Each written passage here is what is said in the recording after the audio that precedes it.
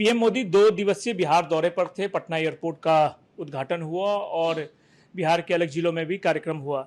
लेकिन उस कार्यक्रम के बाद जो है तेज प्रताप यादव, जो काफ़ी दिन से ट्वीट नहीं कर रहे थे, पोस्ट नहीं कर रहे थे सोशल मीडिया पर, अब वो लगातार पोस्ट कर रहे हैं, पीएम मोदी पर भी हमला कर रहे हैं। हमारे साथ इन सब मुद्दों पर बातचीत करने के लिए बिहार सरकार के मंत्री नीरज कुमार बबलू हैं। सर, पीएम मोदी पर अब तेज प्रताप सीधा वार कर रहे हैं कि 20 साल में जो बिहार को नहीं मिला वो चुप्पी साधे रहे हैं पीएम मोदी।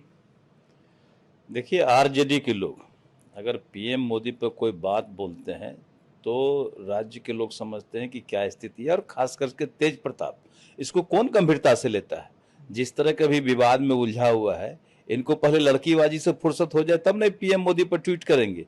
पीएम मोदी पर ट्वीट करना आसमान में थूकने के बराबर है, और इन लोगों को हैसियत नहीं है पीएम मोदी के खिलाफ कोई बोलने का।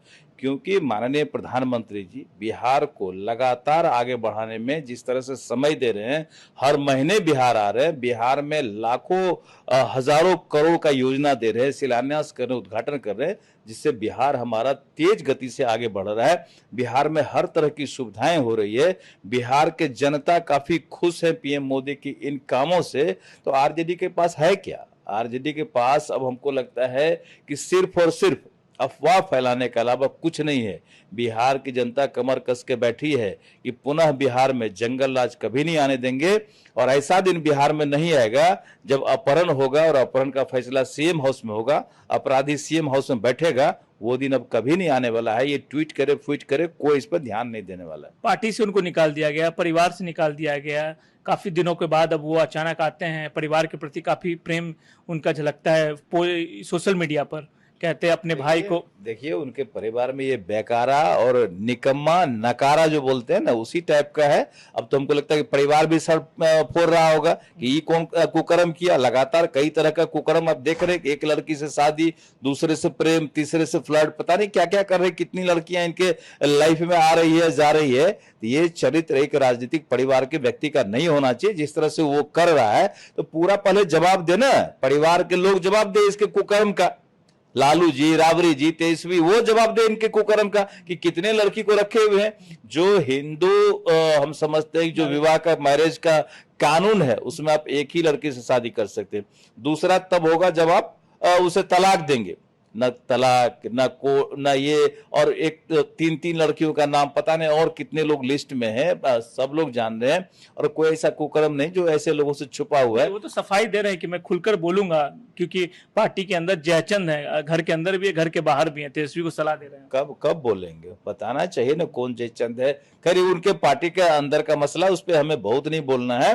लेकिन हम साफ तौर पर ये जरूर कहेंगे कि जितने बड़े कहते हैं कि हम लालू परिवार, राबड़ी परिवार, मुख्यमंत्री रह चुके हैं दोनों लोग, तो आखिर किसका नकल करेगा बिहार का जनता? उनके परिवार के लोगों का नकल करेगा कि नरेंद्र मोदी और योगी जी जैसे लोगों का नकल करेगा? ये इनको सीखना देखना पड़ेगा।